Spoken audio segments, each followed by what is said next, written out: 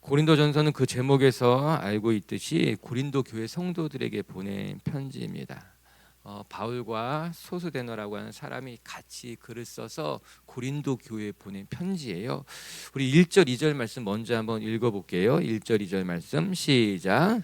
하나님의 뜻을 따라 그리스도 예수의 사도로 부르심을 받은 바울과 형제 소스데네는 고린도에 있는 하나님의 교회 곧 그리스도 예수 안에서 거룩하여지고 성도라 부르심을 받은 자들과 또 각처에서 우리의 주 곧 그들과 우리의 주 되신 예수 그리스도의 이름을 부르는 모든 자들에게 바울과 소스데네라고 하는 사람이 함께 편지를 쓰고 있습니다. 우리가 바울은 너무나 잘 알고 있는 사람이고 또 한 사람이 등장하게 되는데 그 이름이 소스데네입니다. 사실 성경에 많이 기록되어 있지 않아서 우리에게 조금 낯선 사람인데 사도행전 18장에 그의 행적이 기록되어져 있습니다. 그가 어떠한 사람인가? 바울이 고린도에서 핍박을 당할 때 바울과 함께 핍박을 당했던 사람이 소스데네였습니다. 사실 그는 고린도 회당의 회당장이었어요. 그런데 그가 예수님을 믿고 나서 기독교인으로 개종을 하게 되었고 바울이 핍박을 당할 때 그때 바울 곁에서 함께 핍박을 당했다. 그렇게 기록하고 있더라고요. 예수님 믿고 나서 오늘 이 고린도 전서가 에베소에서 쓰여진 책이라는 것을 생각해 보면 바울과 함께 선교 여행에 동참도 했습니다. 그리고 나서 바울이 고린도에 있는 교회에 편지를 쓸 때에 이 소스데노가 고린도 교회 사람이었으니까 그 지역 사람이니까 소스데네와 함께 편지를 쓰고 있게 되는 것이죠. 바울은 소스데네에 대해서 이렇게 표현하고 있습니다. 하나님의 뜻에 따라서 그리스도의 사도로 부르심을 받은 사람이라고 하는 거예요. 나만 그렇게 사도로 부르심을 받은 것이 아니라 소스데네도 하나님의 사람으로 하나님의 종으로 부름받았다. 그가 한때에는 고린도 회당의 회당장이었지만 예수님을 믿고 나서 바울과 함께 핍박까지 당하면서 복음을 위해서 열심히 쓰고 했던 그를 가리켜서 그는 변했습니다. 그는 그리스도의 사도로 부르심을 받은 사람입니다. 그렇게 고백하고 있는 거예요. 저는 소스데네가 겪었던 그 영적인 변화와 삶의 변화가 우리 비치교회 성도들에게 일어나기를 주의 이름으로 축복합니다. 신앙을 갖고서도 변하지 않은 사람들이 있습니다. 사실 그것이 가능한 일일까 그런 생각도 들지만 진짜 그런 사람들이 적지 않게 있습니다. 또 신앙 때문에 핍박을 받는 것을 요리조리 피해 다니며 살아가는 사람들이 있습니다. 예수님 믿는 것 때문에 손해보는 거 싫습니다. 고단한 삶을 사는 것도 싫습니다. 그렇게 피해 다니는 마음이겠지요. 그러나 바울을 보시기 바랍니다. 그리고 바울 곁에 있는 소스데네도 한번 보시기 바랍니다. 그들은 고난받는 것을 두려워하지 않고 함께 고난을 감당하며 복음 증거의 삶을 살았던 것 아니겠어요? 이 두 사람의 삶의 결이 비슷합니다. 둘 다 유대교 배경을 가지고 있지만 예수님 만나고 나서 주님을 위한 삶으로 그의 삶이 변하게 되었어요. 같이 핍박도 당했고 같이 수모를 겪으면서 돌아서지 않았습니다. 주님 위해 살아가는 삶을 계속해서 달려나가게 됐다고 하는 거예요. 유유상종이라 비슷한 사람들끼리 모이게 되어 있습니다. 고난은 두려워하지 않던 사람들이 만나서 함께 주의 복음 전하면서 믿음의 여정을 감당하는 모습이 너무나 멋있고 아름답지 않습니까? 여러분, 우리도 비슷한 사람들끼리 모일 확률이 높습니다. 그리고 서로 닮아가게 될 것입니다.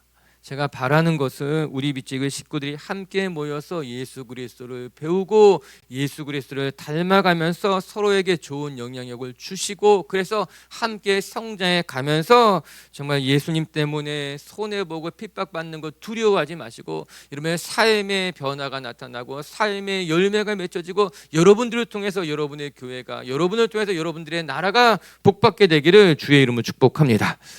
그럼 이제 바울과 소스데네가 고린도 교회에 보낸 편지를 같이 살펴보게 될 텐데 그가 가장 먼저 이야기하는 것이 무엇인가? 내가 고린도 교회를 생각할 때마다 감사하다라고 하는 거예요.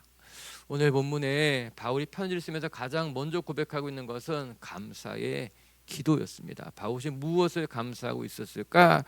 우리 같이 함께 묵상해 볼게요. 우리 먼저 4절 같이 읽어보겠습니다. 시작. 그리스도 예수 안에서 너희에게 주신 하나님의 은혜로 말미암아 내가 너희를 위하여 항상 하나님께 감사하노니. 첫 번째 오늘 말씀을 통해 배우는 건 바울은 고린도 교회를 생각할 때마다 감사했다라고 하는 거예요. 이는 고린도 교회가 받은 복이 컸기 때문이라고 하는 거예요. 우리 빛의 교회 식구들도 하나님께서 주신 복을 세워가시며 여러분의 삶에도 감사가 넘쳐나면 좋겠습니다. 오늘 바울이 이렇게 고백하고 있죠. 너희를 위하여 항상 감사하다. 고린도 교회를 생각할 때마다, 고린도 교회를 위해서 기도할 때마다 그의 마음이 감사했다라고 하는 거예요. 여러분 얼마나 좋은 일입니까?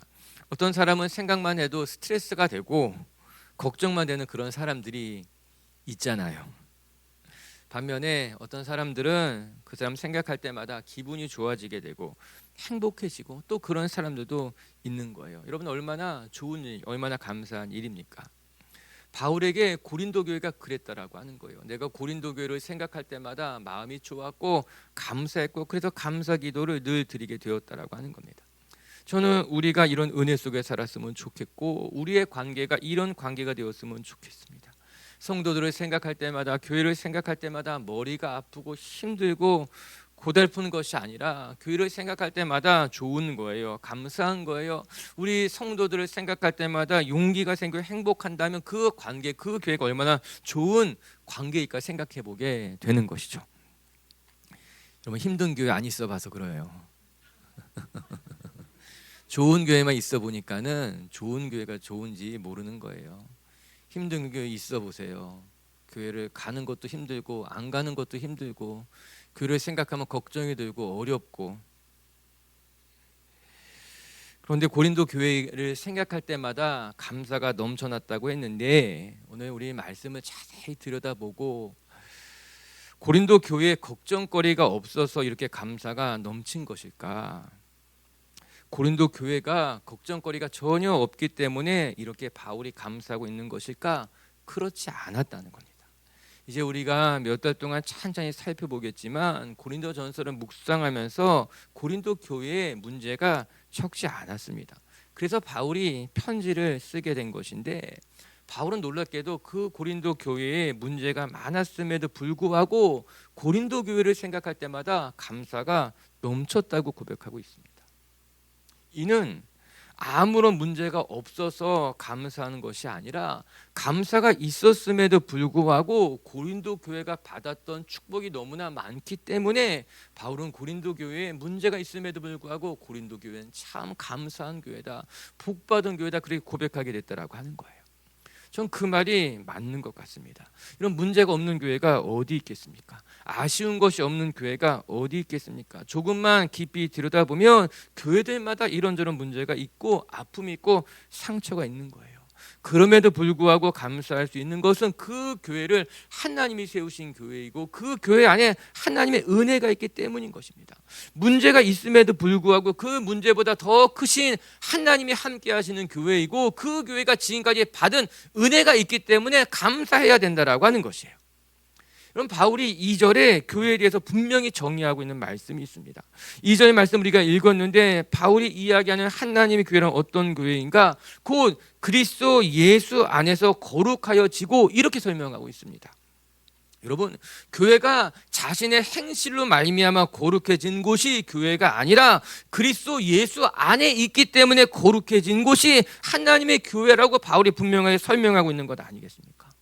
그게 교회인 거예요. 교회가 의롭기 때문에 선한 일을 했기 때문에 거룩해진 것이 아니라 그리스도 예수 안에 있기 때문에 교회는 거룩해진 곳이다 말하고 있다라고 하는 거예요. 제가 잘못한 교회들을 두둔하려고 하는 말이 결코 아닙니다. 그럼에도 불구하고 분명히 말할 것은 교회란 어떤 곳인가? 교회란 본질적으로 그리스도 예수 때문에 거룩해진 곳이 하나님의 교회인 거예요. 그래서 교회 안에 아픔이 있고 상처가 있고 문제가 있다 할지라도 그 교회 안에 하나님이 함께 하시기 때문에 우리는 교회를 생각할 때마다 감사하고 그럼에도 불구하고 하나님이 그 교회에 복을 주었기 때문에 감사하다 고백할 수 있게 된다라고 하는 거예요. 우리가 고린도 교회에 대해서 같이 묵상하고 배워가게 될 텐데 놓치지 말아야 될 것은 고린도 교회에 이런저런 문제가 있었음에도 불구하고 바울은 고린도 교회를 볼 때마다 감사했고 감사의 기도를 먼저 올렸다라고 하는 것입니다.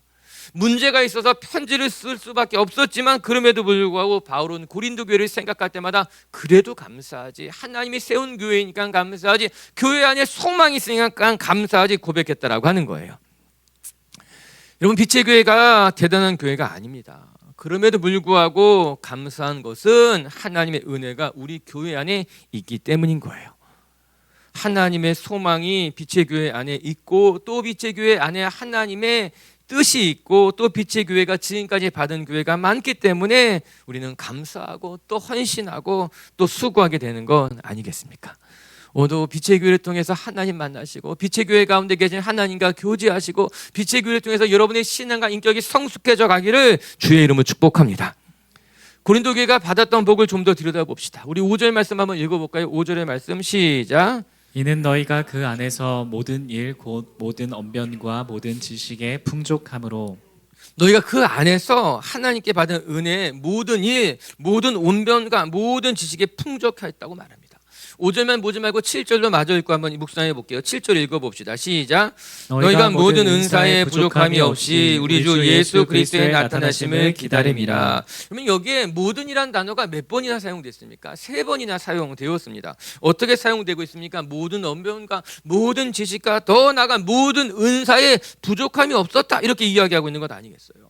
고린도 교회가 하나님께 받은 은혜들입니다. 고린도 교회는요, 하나님께로부터 말씀의 은혜와 지식과 또 거기에 은사까지 넘쳐났던 교회였어요. 이에 바울은 모든이라는 단어를 통해서 하나님이 주는 은혜를 설명해 주고 있습니다. 우리가 받았던 모든 언변과 모든 지식과 모든 은사가 풍족하여서 부족한 것이 없습니다, 이렇게 이야기하고 있는 것 아니겠어요? 고린도 교회가 받았던 축복들입니다.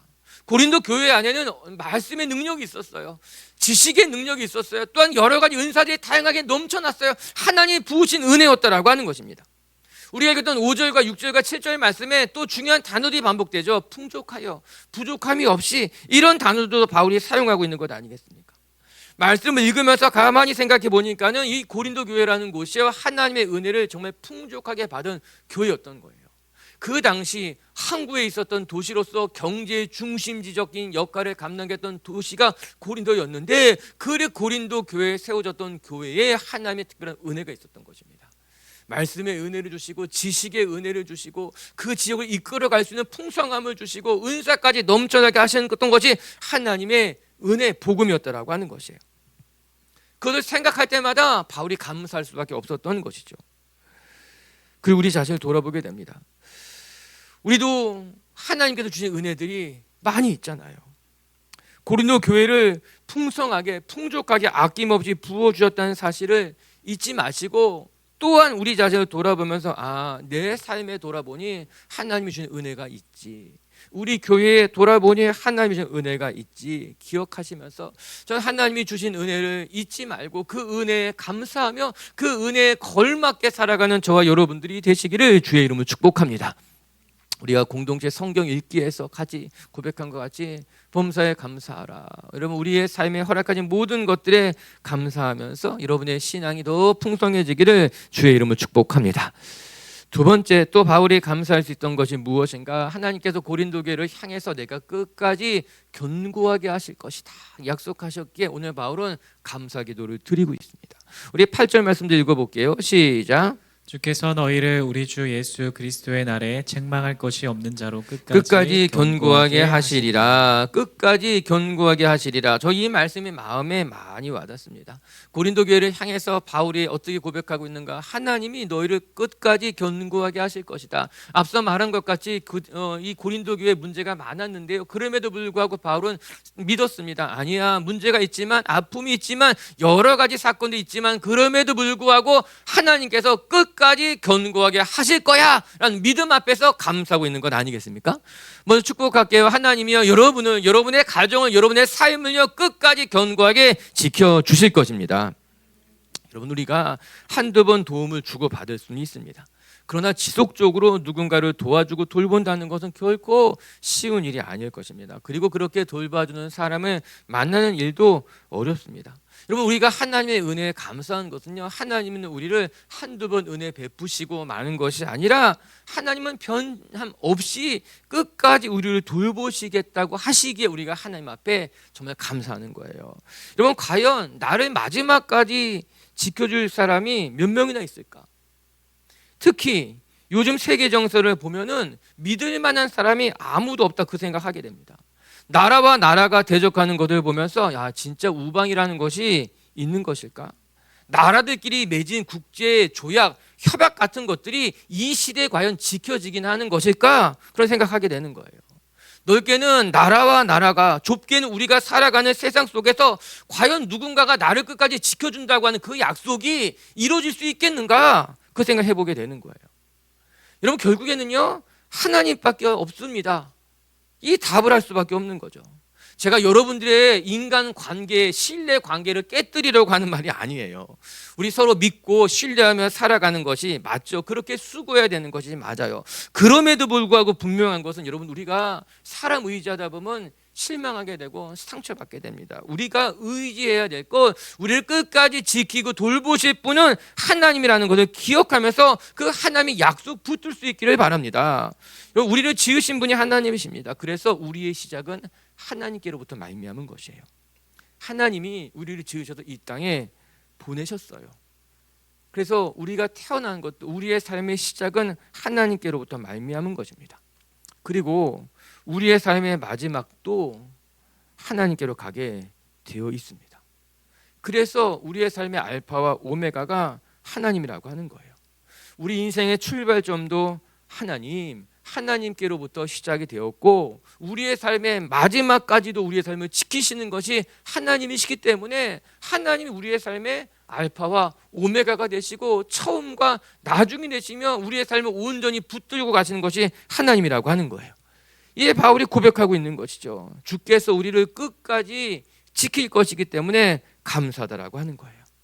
우리의 삶에 이런저런 문제가 있고 그래서 낙심이 되기도 하고 정말 잘 될 수 있을까 걱정되기도 하지만 그럼에도 불구하고 하나님께서, 주께서 너희를 끝까지 지키실 것이다 고백하고 있는 건 아니겠습니까? 오늘 말씀 보면요, 견고하다라는 단어가 2번 반복되고 있습니다. 바울이 고백하기를 하나님께서 우리를 지키실 것인데, 끝까지 지킬 것인데 어떻게 지키실 것인가? 견고하게 지켜주신다라고 하는 거예요. 6절에도 너희 중에 견고하게 되어서, 8절에 보면은 끝까지 견고하게 하실 것이다. 이런 견고하다라는 단어가 어떤 말입니까? 견고하다는 말은요, 흔들리지 않는다라고 하는 거예요. 단단하게 박혀있는 못을 생각해 보시기 바랍니다. 단단하게 박혀있는 못은 떼어내기가 여간 쉽지 않습니다. 또한 그것을 흔드는 것도 결코 쉬운 일이 아닙니다. 아주 깊이 박혀져 버려 있으면은 그 못의 머리라고 말하잖아요. 그거 붙잡을 수 없습니다. 왜냐하면 그만큼 깊이 박혀 있기 때문에, 흔들리지 않기 때문에 뽑아낼 수 없게 된다라고 하는 거예요. 이 견고하다라는 단어가 그런 단어라고 하는 거예요. 하나님이 우리를 붙드시는 것으로 말미암아 그 어떤 것도 우리를 흔들 수 없고 하나님께서부터 뽑아낼 수 없게 된다라고 하는 거예요. 이 바울이 고백하고 있는 거죠. 하나님이 저와 여러분을 그렇게 단단하게 견고하게 붙들어 주셔서 이 세상의 어떠한 상황에도 흔들리지 않는 견고한 사람이 되시겠다라고 하는 것입니다. 요셉이 생각이 나고, 다니엘이 생각이 나고, 욥도 생각이 나고, 스데반도 생각이 나고, 그들은 모두 다 큰 시험을 받았지만 다 지켜낸 사람들이에요. 요셉 한번 생각해 보시기 바랍니다. 형들에게 팔려갔어요. 보디발의 집에 팔려갔을 때 오해를 받아가지고 감옥에까지 갇히게 됐어요. 감옥에 가서 일이 잘 풀리나 싶었더니 또 다시 한번 낙심하게 된 일이 생겼던 것 아니겠습니까? 여러분, 그럼에도 불구하고 요셉이 낙심했는가? 그렇지 않았습니다. 흔들렸는가? 그렇지 않았습니다. 여러 가지 어려운 일들이 있었지만 그럼에도 불구하고 그는 마지막까지 견고하게 서서 이스라엘과 또 다른 민족들까지 구원하는 축복의 돈으로 쓰임받게 된 것 아니겠습니까? 여러분, 스데반 집사 한번 생각해 보시기 바랍니다. 초대교회에 첫 번째 세워진 정말 집사님 중에 한 사람이 스데반이에요. 그는 유대인의 돌에 맞아서 순교하게 됩니다. 그런데 그 마지막 순교하는 장면이 너무나 눈물이 납니다. 자신에게 돌을 던지는 유대인들을 향해서 오히려 저들의 죄를 용서해 달라고 중보기도 하면서 보좌에 계신 어린 양을 바라보면서 순교당했습니다. 마지막에 숨을 다하는 그 시간까지 이 스데반은 자신의 중심을 흔들리지 않고 잃지 않고 견고하게 서가지고 순교의 사명을 감당하고 있는 것 아니겠습니까? 오늘 말씀과도 같이 정말 하나님이 그의 삶을 마지막까지 견고하게 지켜주셔서 순교하는 그 순간까지도 믿음 위에 서서 자신의 삶을, 사명을 감당하게 되는 것 아니겠습니까? 오늘 그 약속하고 계신 거예요. 하나님께서 고린도 교회를 향해 바라보면서 내가 너를 마지막 그리스도 예수께서 부르시는 날까지 끝까지 견고하게 지켜줄 것이니 내가 하나님 앞에 감사하겠다라고 하는 것입니다. 사랑하는 빛의 교회 가정 여러분, 우리의 삶이 끝나는 그날까지 하나님이 저와 여러분을 견고하게 지켜주실 것입니다. 연약하고 또 때로는 시련을 만난다 하여도 결코 흔들리지 않는 하나님이 주시는 담대함을 가지고 여러분의 믿음을 지켜나가는 하나님의 사람들이 되시기를 주의 이름으로 축복합니다. 할렐루야. 옆에 분하고 인사합시다. 하나님이 끝까지 우리를 지켜주실 것입니다. 인사해 주세요. 시작. 아멘. 아멘. 세 번째, 또 하나 끝으로 감사할 것이 있는데 무엇인가? 바울이 감사한 것은 우리를 그리스도의 사귐으로 초대해 주셨기 때문에 감사하다고 고백해요. 사실 이 고백이 너무나 놀라운 고백인데 우리 같이 한번 읽어볼게요. 9절 말씀 읽겠습니다. 시작. 너희를 불러 그의 아들 예수 그리스도 우리 주와 더불어 교제하게 하시는 하나님은 미쁘시도다. 아멘. 바울이 감사하는 마지막 이유가 무엇인가? 신실하신 하나님께서 우리를 그리스도와의 사귐으로 부르신다는 거예요. 이게 무슨 말일까? 참 중요한 말인데 우리 쉬운 성경으로 같이 한번 읽어볼까요? 쉬운 성경 말씀으로 자막을 통해 한번 같이 읽어볼게요. 시작. 여러분을 부르셔서 그의 아들이신 우리 주 예수 그리스도와 사귐을 갖게 하신 하나님은 신실하십니다. 여러분 너무나 분명하게 나오죠. 하나님의 아들이신 그리스도와 사귐을 갖도록 하나님이 우리를 부르셨다라고 하는 거예요. 저희 이 말씀이 오늘 본문에서 제일 감동적인 것입니다. 신실한 하나님이 우리를 어디로 부르셨는가? 일하라고 부르셨는가? 뭐 하라고 부르셨는가? 그것이 아니라 그리스도와 교제하도록 그리스도와 사귐을 갖도록 우리를 부르셨다라고 하는 거예요. 하나님 우리를 부르신 이유가 하나님과 사귈 수 있도록 그리스도와 교제할 수 있게 우리를 부르셨다라고 하는 거죠. 이 말씀은 너무나 감동적이고 감동적인 것을 넘어서 이것이 정말 기적이죠. 앞을 보지 못한 사람이 보게 된 것보다도 걷지 못했던 사람이 걷게 된 것보다도 더 놀라운 기적이 이것 아니겠습니까? 이것이 복음이고 여러분 이것이 구원이며 이것이 영생이라고 하는 거예요. 죄를 짓고 에덴에서부터 쫓겨난 아담과 하와 인류는 더 이상 하나님과의 사귐을 가질 수가 없었습니다. 이게 관계의 단절인 거예요. 피조물이 자기의 창조주이신 하나님과 관계가 단절돼 버렸다라고 하는 것입니다. 영적인 죽음이라고 말하는 것 아니겠습니까?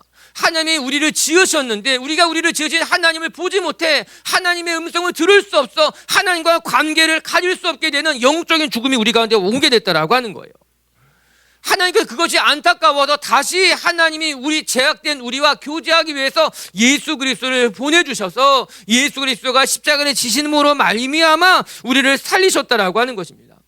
그래서 우리가 다시 하나님과 교제의 문이 열리게 된 거예요. 하나님과 사귐의 길로 나가게 됐다라고 하는 것입니다. 십자가의 사건을 통해서 우리가 하나님을 만나게 됐다라고 하는 거예요. 이것이 구원이에요. 이게 영생이에요. 이걸 복음이라고 하는 것입니다. 그리고 하나님 우리를 그리스도의 사귐으로 초대해 주신 거예요. 더 이상 어둠 속에 머무지 말고 너는 이 어둠에서 나와서 그리스도와 사귐으로 나아가라. 그리스도와 더 깊은 교제의 길로 나아가라. 그게 신앙의 길이라고 하는 거예요. 그냥 일주일에 한 번 와서 여기 1시간만 앉아있는 것이 신앙의 길이 아니라 우리가 하나님과 깊이 있게 교제하며 그리스도와 사귐는 것이 교제, 그 은혜라고 하는 거예요. 죄로 말미암아 하나님과의 관계가 깨어진 인간이 다시 하나님과의 사귐의 문이 열리게 된 거예요. 유한한 인간이 무한한 하나님을 만날 수 있게 된 거예요. 죄로 말미암아 얼룩진 우리의 인생에 거룩한 하나님과 함께 교제할 수 있는 일이 열리게 됐다라고 하는 것입니다. 감사하다는 거예요. 그게 가장 큰 감사라고 하는 거예요. 이제 너희는 어둠 속에 있는 자들이 아니라 그리스도와 함께 교제할 수 있는 기도의 문이 열리고 사귐의 문이 열리고 너희를 그렇게 하나님이 초대해 주셨다라고 하는 것입니다. 할렐루야. 오늘 우리 빛의 성도 여러분들이 정말 이것이 가장 큰 축복인데 이 가장 큰 축복을 모른 채 신앙의 껍데기로만 그냥 신앙의 언저리로만 돌아다니면서 봉사하다가 지치고 교회 다니다가 지치고 그래서 신앙을 가진 것 같지만 그냥 떨어져 나가는 이런 안타까운 모습의 신앙인들이 아니라 정말 그리스도와 함께 사귐의 길로 나가서 그리스도와 깊이 있게 교제하면서 정말 하나님과 하나가 되시고 하나님의 뜻을 발견하시고 정말 하나님과 깊이 있게 그 관계를 누릴 수 있기를 주의 이름으로 축복합니다. 하나님은 미쁘신 분이라는 거예요. 오늘 구절에 그렇게 나와요. 그는 미쁘시니. 미쁘시다는 말이 무슨 말일까? 피스토스. 이게 신실하다, 그러니까 친밀하다, 믿음직스럽다, 이런 뜻인 거예요. 하나님은 우리에게 믿음직스러운 분이시니 우리를 부르신 것을 후회하지 않습니다. 우리를 사귐의 길로 초대해 주신 것을 후회하지 않습니다. 그 신실하신 하나님만 바라보고 믿음의 길 걸어가 보라라고 하는 거예요. 오늘 우리 미치게 성도 여러분들 축복합니다. 소망하는 것은 우리가 이 믿음의 여정을 걸어가면서 하나님과 사귐이 있으시기를 바랍니다. 힘들 때 주님께 기도하시고 인생의 어려운 문제를 만났을 때 주님과 상의하시고, 아니 이렇게 어떤 큰 이슈가 있을 때만 주님과의 사귐을 갖는 것이 아니라 아침에 눈을 떠 여러분 곁에 계신 주님을 느끼시길 바라고, 하루 종일 일을 하면서 자녀를 돌보면서 여러분과 교제하기 원하는 그 하나님과 깊이 있게 동행하시고, 하루를 마무리하면서 내 삶을 지키니 하나님 앞에 감사기도 하면서 정말 주님과 깊은 교제의 문이 열리고 말씀의 문이 열리고 기도의 문이 열릴 수 있는 하나님의 사람들이 되시기를 주의 이름으로 축복합니다. 말씀을 정리합시다. 바울과 함께 소스the네가 오늘 고린도전서를 보내면서 저는 유유상종이구나, 바울과 소스the네가 정말 하나님 안에서 함께 협력하며 하나님의 일을 감당하는 것을 보면서 참 아름답다, 그리고 이런 믿음의 교제가 귀하다 싶습니다. 더 나아가 우리들도 이렇게 귀하게 아름답게 변해 갔으면 좋겠다 싶은 거예요. 유대교회 회당장이었습니다. 그가 신앙을 갖는 일이 쉬운 일이었겠습니까? 그런데 예수님 만났습니다. 예수님 만나자 회당장이었던 그가 기독교인으로 개종을 하게 되고, 바울이 고난당할 때 같이 고난당하고, 바울이 선교여행을 떠나니까 같이 선교여행을 떠났습니다. 놀라운 변화가 그의 삶에 일어났죠. 우리 비치교회 식구들도 예수님 때문에 여러분의 마음의 평안, 우리의 삶의 기쁨, 그 정도만 누리는 것이 아니라 여러분의 인격의 변화가 일어나고, 여러분의 성품의 변화가 일어나고, 여러분의 삶의 자리의 변화가 일어나고, 여러분의 꿈이 바뀌고 가치관이 바뀌고, 그래서 정말 하나님 앞에 멋지게 살아가는 유유상종 빛의 교회가 되시기를 주님의 이름으로 축복합니다. 첫 번째, 바울이 고린도 교회를 생각할 때마다 감사하는 것은 고린도 교회가 받은 복이 많기 때문인 거예요. 고린도 교회가 문제가 없었던 교회가 아니라 문제가 있음에도 불구하고 고린도 교회가 하나님이 세운 교회, 하나님이 함께 하시는 교회, 하나님께 받은 복이 많은 교회이기 때문에 감사한 거예요. 여러분, 우리도 우리 자신을 돌아보면서 내가 하나님의 자녀가 된 것에 감사하고, 오늘 나와 함께 하신 하나님께 감사하고, 내가 받은 복을 세워보면서 감사하는 성도님들 되시기를 주의 이름으로 축복합니다. 두 번째, 또 바울이 고린도 교회를 볼 때마다 감사했던 것은 하나님이 그 교회를 끝까지 견고하게 하실 것이다 약속했기 때문에 감사한 겁니다. 하나님이 저와 여러분을 끝까지 지키실 것입니다. 사람은 다 변합니다. 의지할 것 아무것도 없습니다. 지금 세상을 보면 불안할 수밖에 없습니다. 그러나 하나님의 우리를 지키실 것 견고하게 하시고 기억하고 주만 바라보는 성도님도 되시기를 주님의 이름으로 축복합니다. 세 번째, 하나님께서 우리를 그리스도와 사귐으로 부르셨다는 거예요. 엄청난 은혜예요. 주님과 사귐의 길로 나아가십시오.